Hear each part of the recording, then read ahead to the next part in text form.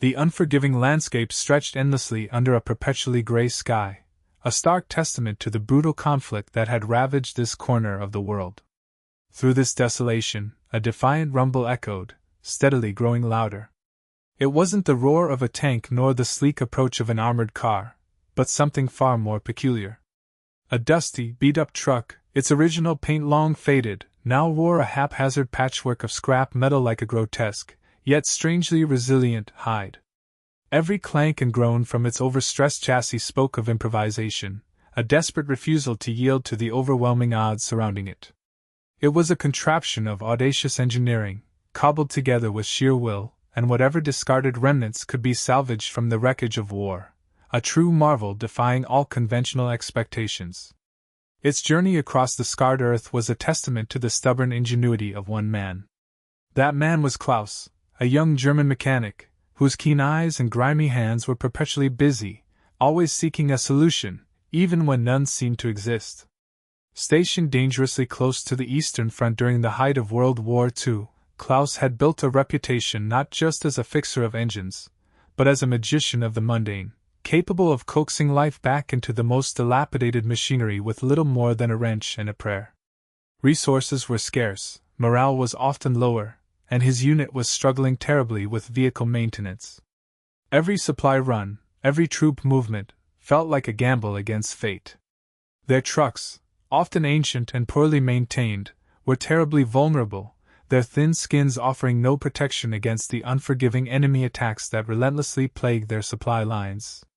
Klaus, despite his youth, carried the burden of his unit's reliance on his mechanical prowess. The unit's latest directive was particularly grim: resupply a forward position that was running critically low on ammunition and medical supplies. The route was notorious: a winding path through dense forests and open plains, a perfect hunting ground for enemy patrols. Several convoys recently had vanished without a trace, their precious cargo and brave crews swallowed by the unforgiving maw of the war. Panic was a quiet hum beneath the surface of stoic faces. It was in this atmosphere of despair that Klaus, ever the maverick, proposed a radical, some might say insane, solution. "We need to fortify one of the trucks," he declared, his voice firm despite the tremor of desperation in the air. "With whatever salvage we can find. Junkyard armor, if you will." A ripple of disbelieving laughter, followed by snorts of derision, met his suggestion. His superiors, crusty veterans hardened by years of conflict, saw only a young man's fanciful delusion. His peers, equally worn down, simply dismissed it as another one of Klaus's eccentric notions, too outlandish to be taken seriously. The idea of turning a common supply truck into something resembling an armored vehicle, using only discarded metal and a welder, was met with outright scorn. Before we delve deeper into Klaus's incredible journey and how he defied every expectation, transforming a dismissed idea into a pivotal innovation, make sure to hit that subscribe button down below. Join our growing community here at Untold Histories, where we uncover remarkable tales of ingenuity, courage, and resilience from the forgotten corners of time. Your support helps us bring more of these captivating stories to life, stories that challenge conventional wisdom and remind us of the extraordinary spirit of humanity. Don't miss out on what happens next. The outright scorn, however, did little to deter Klaus. The very next day brought news that solidified his grim premonition. Another supply convoy, attempting the same treacherous route, had been ambushed, its fate unknown. Morale, already fragile, plummeted to dangerous lows. A new supply run was immediately ordered, a desperate gamble to reach the beleaguered forward position. This escalating crisis became the grim catalyst Klaus needed. He understood the profound skepticism from his superiors and comrades, but the mounting losses fueled his quiet conviction. He began his solitary mission, working covertly during the brief lulls in his official duties. Klaus combed through the desolate, war-scarred landscapes surrounding their makeshift encampment, eyes peeled for anything that might serve his purpose. Every demolished building, every shattered vehicle, became a potential source. He scavenged relentlessly, gathering discarded plating from destroyed tanks, often too bent or damaged for conventional repair but salvageable for his unconventional plan, twisted girders from bombed-out factories, and even thick sections of railway ties that had been ripped from their beds by explosions. His nightly forays extended to a nearby abandoned workshop, a ghostly remnant of pre-war industry, where he found rusted rebar, forgotten tools, and even remnants of heavy-gauge sheet metal, some partially melted but still usable if he cut around the damaged sections. He pushed a rickety cart, laden with his growing collection, back to his small, secluded corner of the motor pool. Some of his younger teammates would occasionally catch him during these clandestine operations. Their reactions were varied. Some would mock him, snickering about his trash collection, and calling him a scavenger, while others, seeing the haunted determination in his eyes, simply offered a pitying glance, convinced he was chasing a pipe dream.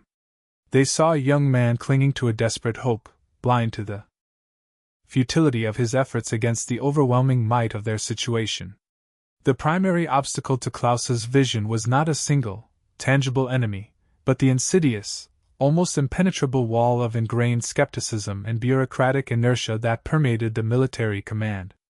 The idea of diverting precious resources, however meager, to such an unproven and unorthodox concept was simply unthinkable. Regulations were regulations, and a standard Opel Blitz supply truck was precisely that, a supply truck, not a tank. The rigid hierarchy and adherence to established protocols meant that his innovative spirit was seen as insubordination, a dangerous distraction from conventional procedures. Added to this internal resistance was the constant, palpable danger of the Eastern Front itself. Enemy patrols, always lurking, provided a persistent threat, while the unforgiving terrain, muddy, frozen, or riddled with craters, posed its own set of dangers, making any modification to a vehicle a complex engineering challenge, let alone one crafted from scrap. Despite these formidable internal and external pressures, Klaus labored tirelessly during his infrequent off hours. He selected a dilapidated Opel Blitz, its engine still functional but its body battered and neglected, a fitting canvas for his radical experiment. He meticulously began reinforcing its sides, painstakingly cutting and shaping the scavenged metal. He employed innovative, self-taught welding techniques, often using a makeshift forge and salvaged electrodes, to attach the heavy plates. The methods were crude, but his understanding of structural integrity was surprisingly advanced. He experimented with creative attachment methods, often bolting layers together, or using heavy-duty rivets he'd meticulously cleaned and reshaped. Setbacks were constant companions. A piece of salvaged armor plating would prove too brittle under stress, or a section of rebar would snap during bending, forcing him to improvise anew, to find yet another unconventional solution. His small group of loyal, equally dismissed mechanics, a grizzled engine specialist named Otto and a quiet, diligent welder's apprentice named Hans, offered quiet but unwavering support. They would often stand vigil, keeping watch for any officers who might question Klaus's activities, or simply hand him a wrench when his hands were covered in grease and sweat, their silent presence a powerful affirmation of their belief in his impossible endeavor. They understood the dire need, and trusted Klaus's unshakable resolve. The unwavering support from Otto and Hans, however quiet, became an anchor as the stakes escalated dramatically. News arrived, colder and sharper than the biting eastern wind, detailing yet another devastating ambush. This time, a smaller, unescorted convoy had been completely annihilated, its valuable medical supplies and ammunition lost, pushing the unit's already critical supply levels to the brink of collapse. The wounded languished, and the ammunition dumps dwindled to dangerous reserves. The need for a secure transport was no longer a theoretical exercise. It was an immediate, life-or-death imperative. The command, desperate and out of options, finally turned a grudging eye towards Klaus and his peculiar project. He was summoned, not for praise, but for a grim ultimatum. The next resupply convoy, their last remaining hope, was scheduled to depart in just 3 days. Its success was paramount. Klaus's tank truck, as they derisively called it, had to be ready, fully operational and, crucially, deemed viable for the perilous journey. The weight of this impossible deadline pressed down on him, a physical burden added to the mental strain of his ceaseless work. The pressure of The impending deadline brought with it a fresh wave of unforeseen challenges that threatened to derail his entire project. Klaus had meticulously planned around the scrap he had gathered, envisioning how each piece would interlock and reinforce the next. However, as he began fitting a particularly crucial section of thick, salvaged steel plating intended for the front glacis, he discovered a catastrophic flaw. What had appeared sturdy enough in a cursory inspection was, in fact, dangerously brittle. The repeated impacts and heat exposure it had endured in its previous life had weakened its molecular structure, causing it to crack under the stress of shaping and welding. A sharp blow from his hammer, intended to seat it firmly, sent a spiderweb of fractures radiating across its surface. Panic, cold and sharp, threatened to overwhelm him. This was the thickest piece he possessed, the cornerstone of his frontal defense. Without it, the entire design was compromised. He stood there, covered in grease and sweat, his breath fogging in the frigid air, staring at the ruined metal. His mind raced, desperately searching for an alternative. He had no other plate of comparable thickness. He couldn't simply abandon the project. Too many lives now depended on it. He scoured his remaining hoard of scrap, his eyes darting across piles of twisted metal, until they landed on a stack of abandoned artillery barrel casings. These were designed to withstand immense internal pressure, making their steel exceptionally hard, albeit much thinner than what he initially sought. A spark of an idea ignited. He wouldn't use a single thick plate, but multiple thinner ones, carefully layered and interleaved. It was a more complex, time-consuming solution, requiring precise cuts and countless rivets, but it offered superior impact dissipation. He would reinforce the inner layers with smaller, hardened steel plates salvaged from old, defunct artillery pieces, creating a composite armor system. It was an unconventional solution, even for him, but it was his only option. As Klaus toiled endlessly, the clanging of his hammer echoing through the night, a figure emerged from the shadows. It was Sergeant Richter, a gruff, battle-hardened veteran known for his unwavering cynicism and an almost pathological distrust of anything newfangled. Richter had initially been one of Klaus's loudest detractors, scoffing at the Frankenstein truck and questioning Klaus's sanity. Yet for days Richter had been observing, a silent, unblinking sentinel. He hadn't interfered, hadn't even spoken, but his eyes, usually filled with disdain, now held a glimmer of something akin to curiosity, perhaps even grudging respect. He watched Klaus meticulously cut and shape, the young mechanic's hands calloused and bleeding, his face smudged with soot, but his resolve unshaken. Richter finally cleared his throat, a sound like gravel shifting. Klaus flinched, startled, dropping his torch. "You work like a demon, boy," Richter grumbled, his voice rough. He paused, then tossed a heavy, oil-stained toolbox at Klaus's feet. "These are my grandfather's tools. Best damn set of wrenches and files you'll ever lay hands on. Your makeshift ones, they're going to snap." He didn't wait for a thank you, didn't offer any words of encouragement, but the act itself was a monumental gesture. The tools were old, invaluable, passed down through generations.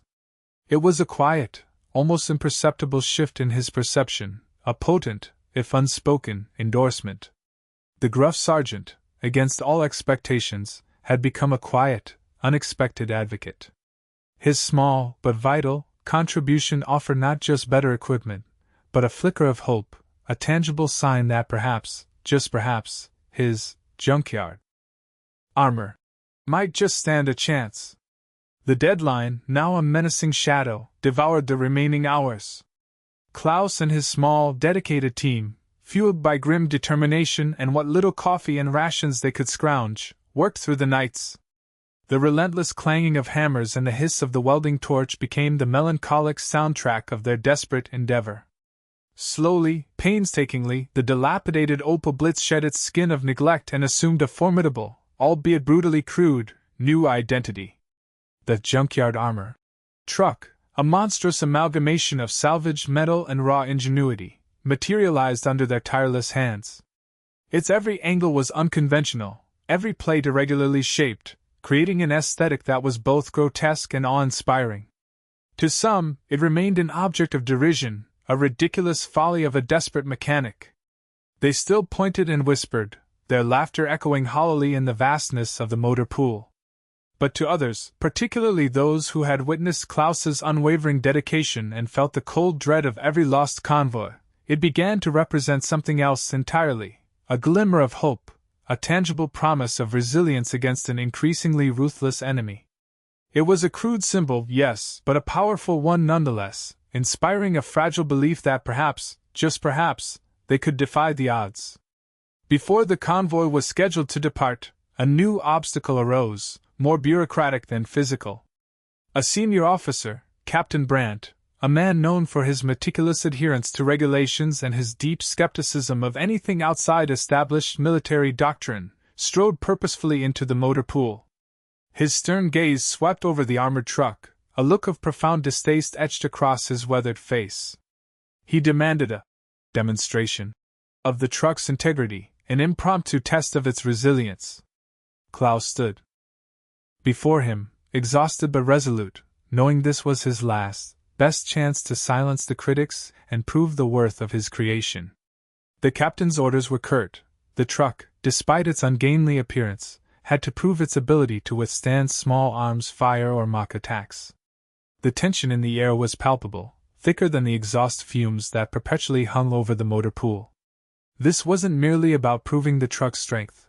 It was about validating Klaus's very approach, his unconventional thinking in a world that prized conformity. The demonstration was brutal. Soldiers, under Captain Brandt's watchful eye, fired their rifles at designated sections of the truck's cobbled-together armor. The sharp cracks of the bullets striking metal echoed across the camp, each impact a jarring reminder of the truck's purpose. Everyone held their breath. Many expected the scrap metal to deform, to buckle, perhaps even to shatter under the concentrated assault. But to their astonishment, the Junkyard armor truck, though not bulletproof in the conventional sense, performed far better than anyone, particularly Captain Brandt, had anticipated. The irregular surfaces, the varying thicknesses, and the composite layering of the salvaged plates worked in concert, deflecting many of the impacts, absorbing others. Projectiles ricocheted with stinging force or simply flattened against the hardened steel, leaving only shallow dents rather than penetrating punctures.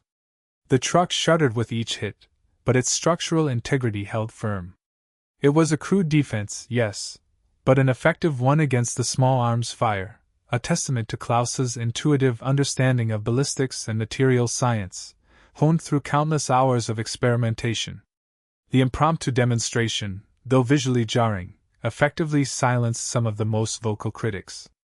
Captain? Brandt's scowl softened, replaced by a look of grudging acknowledgement, a flicker of surprise in his steely eyes. He stroked his chin thoughtfully, his initial condemnation giving way to a nascent understanding of the truck's potential. However, not everyone was convinced. Whispers of luck and temporary fix still circulated among the more hardened traditionalists, who remained certain that this monstrous creation was nothing more than a foolish risk, destined to fail when faced with the true horrors of the battlefield. Yet, the demonstration had shifted the tide. Klaus's immediate commanding officer, seeing the undeniable proof of the truck's resilience, and recognizing the dire circumstances, finally relented. With a heavy sigh, a reluctant nod, and a look that conveyed both apprehension and a sliver of hope, he agreed to let the Junkyard armor truck lead the upcoming, perilous resupply mission. Klaus, against all odds, against the weight of skepticism and rigid regulations, had been given the chance to prove his invention, to show the world that sometimes the most unconventional solutions are the very ones that turn the tide. The road ahead was fraught with danger, but he would face it, confident in the strength of his homemade tank. The morning light, stark and unforgiving, illuminated the motley convoy as it prepared to depart.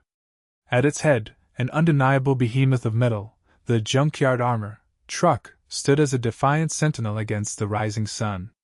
Klaus, a knot of anticipation and resolve coiling in his stomach, took his place behind the reinforced steering wheel.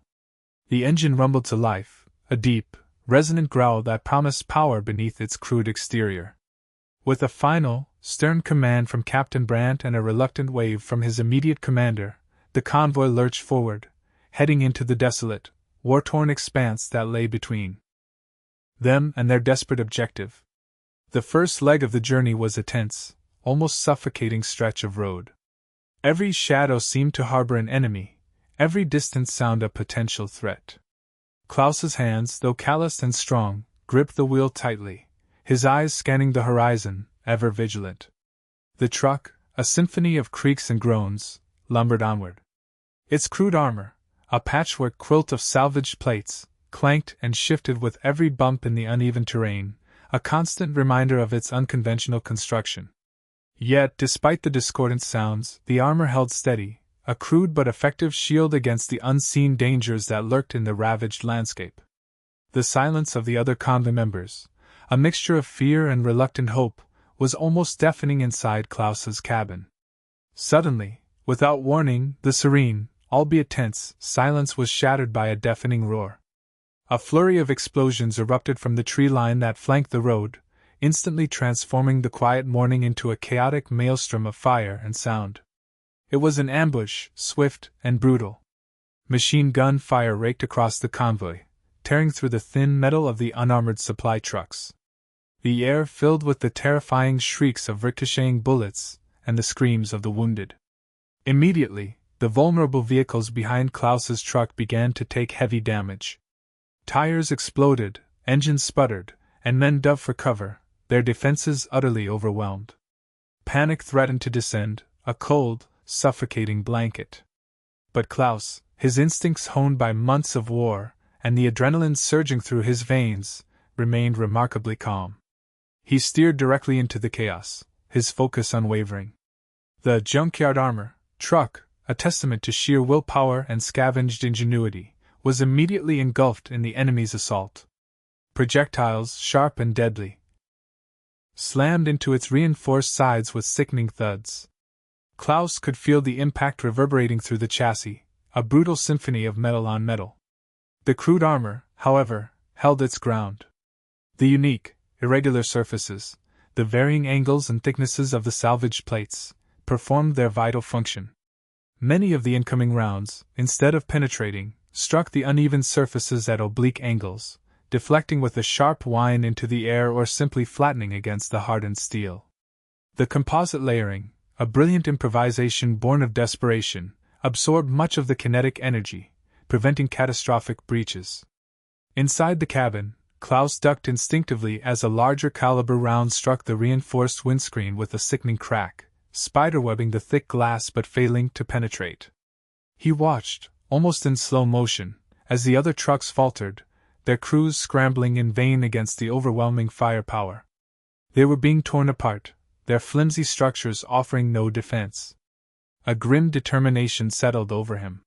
He knew, with absolute certainty, that fleeing was not an option. He couldn't abandon the men behind him, nor could he allow the vital supplies to fall into enemy hands.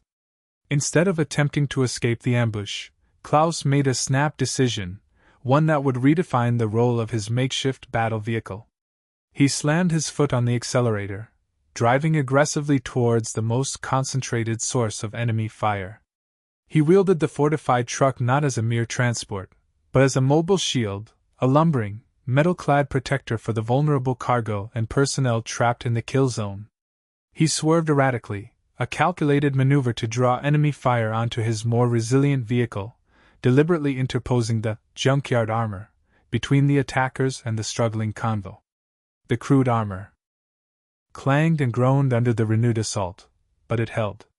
He angled the truck, using its bulk and reinforced sides to create a temporary, moving barricade, disrupting the enemy's carefully planned attack formation.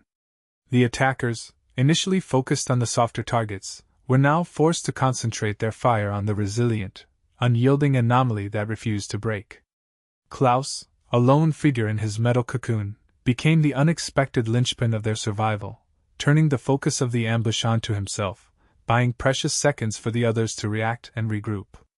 The enemy's surprise soon turned to frustration, their well-laid ambush faltering against the unexpected resilience of Klaus's improvised tank. The constant, aggressive maneuvering of the armored truck, acting as a mobile strongpoint, allowed the accompanying escort soldiers, initially pinned down and disoriented, to find cover and return effective fire. From behind the steel plates of Klaus's vehicle, and from the fleeting moments of respite it provided, the German soldiers unleashed a furious volley of machine gun fire and rifle shots. Their disciplined counterattack, bolstered by the psychological advantage of the defiant armored truck, began to turn the tide. The enemy, clearly unprepared for such stubborn resistance from what should have been an easy target, hesitated. Their initial barrage, designed to overwhelm and disable, had failed to stop the lead vehicle, and now they faced a determined and increasingly effective defense. Klaus, seeing a momentary lull in the incoming fire, pressed his advantage. He skillfully positioned the truck to provide maximum cover for his men, allowing them to suppress the enemy positions. The sheer audacity of the armored truck's presence, its unyielding nature amidst the chaos, instilled a newfound confidence in the beleaguered convoy.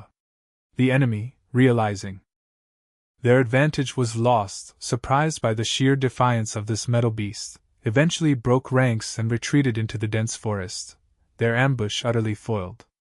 The sound of gunfire slowly faded, replaced by the ringing in ears and the trembling silence of survival.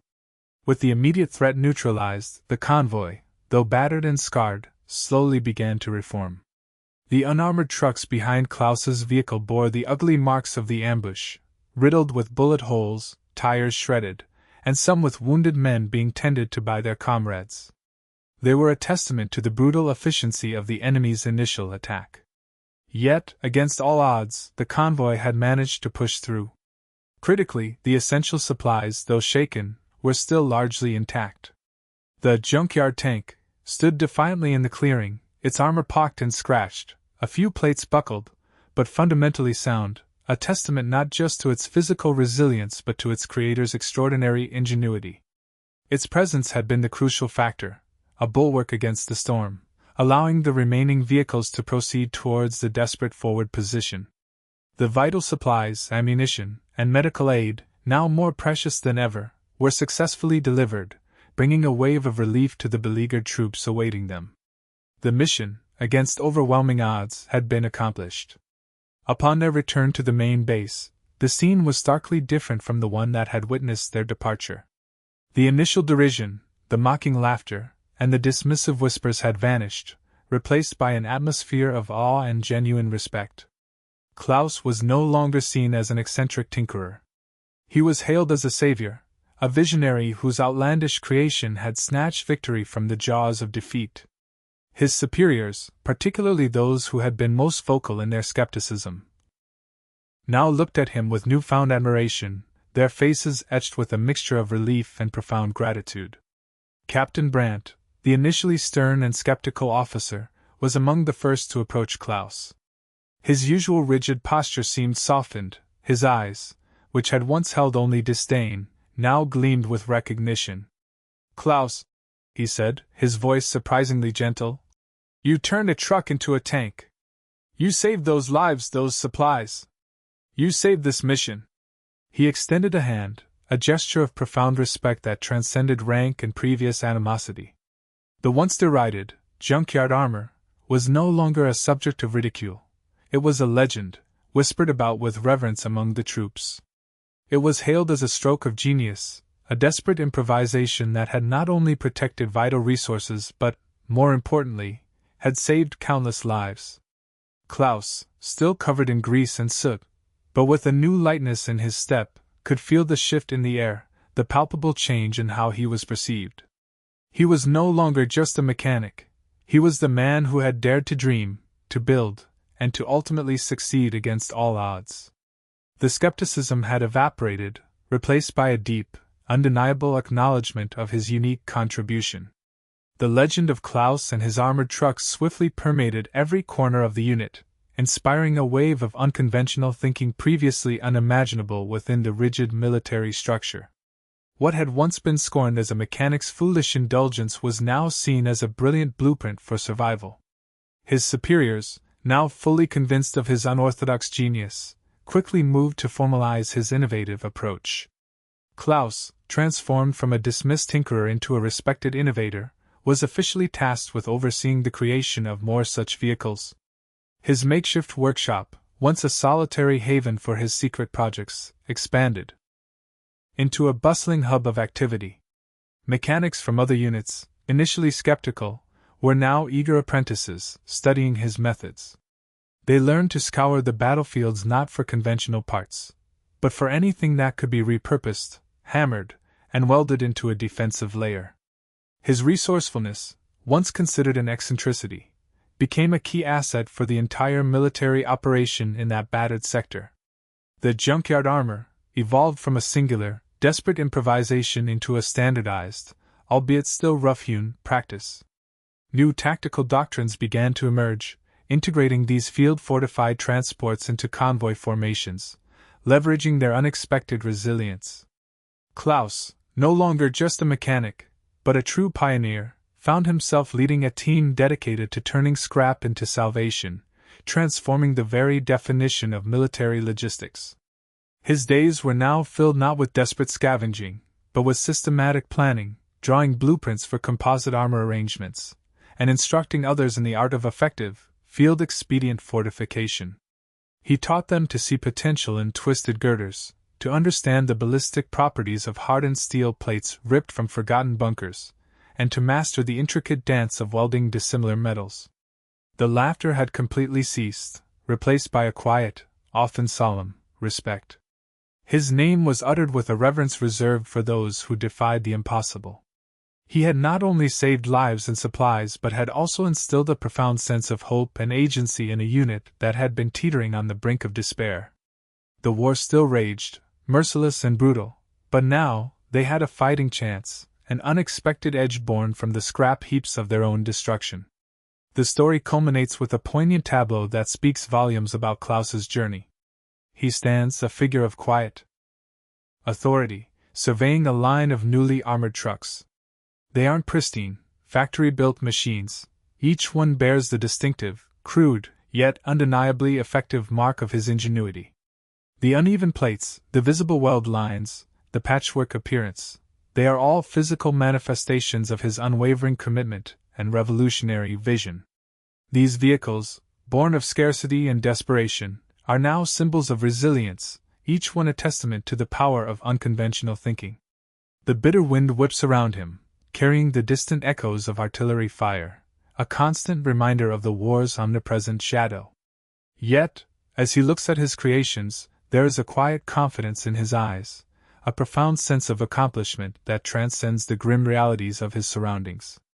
He is no longer defined by his rank or his initial dismissal. He is defined by his impact, by the lives he saved, and by the paradigm shift he engineered. This narrative, born from the crucible of war, emphasizes the enduring power of human ingenuity and perseverance. It is a story of how a single individual, armed with nothing but resourcefulness and an unwavering belief in his unconventional ideas, can challenge the status quo and, against all odds, succeed in the bleakest of times. Klaus's legacy isn't just in the armored trucks, it's in the renewed spirit of his unit, in the minds he opened, and in the lives he touched. His journey reminds us that sometimes, the most profound solutions emerge not from official channels or vast resources, but from the discarded fragments of what others deem worthless, transformed by vision and grit into something extraordinary. What do you think about Klaus's incredible invention and his journey from ridicule to respect? Let us know your thoughts and reactions in the comments below. Did his story inspire you? If you found this tale of wartime innovation and human resilience as captivating as we did, don't forget to show your support. Please take a moment to like this video, share it with your friends, and subscribe to our channel for more extraordinary, untold stories from history that challenge our perceptions and celebrate the enduring spirit of creativity in the face of adversity. Your engagement helps us bring more of these incredible narratives to light. And for another incredible story of human resilience and unexpected triumph, make sure to check out our next video. You won't want to miss it.